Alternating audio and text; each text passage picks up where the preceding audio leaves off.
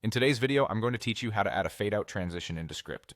First, head over to Descript.com and sign into your account. Once you're in, confirm you're in the correct workspace if you have more than one. This helps keep your projects organized and ensures you're editing in the right place. Next, either create a new project or open an existing one you want to edit. If you're starting fresh, give your project a clear name so it's easy to find later. If you're opening an existing project, wait a moment for your media to load so everything is ready to work with.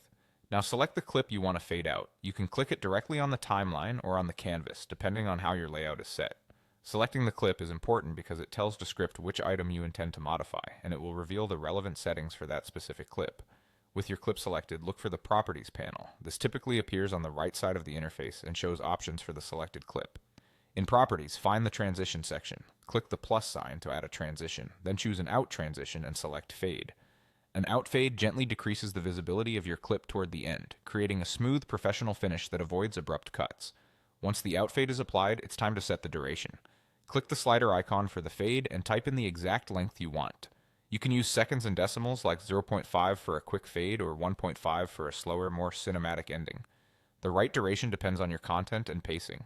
Shorter fades work well for punchy edits or social clips, while longer fades can feel more polished for interviews, tutorials, or narrative pieces.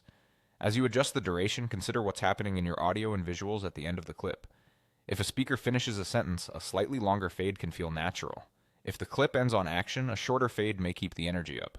Remember, the fade only affects the end of the selected clip, so if you have multiple clips, apply fades individually where needed. When you're satisfied with the timing, you're done.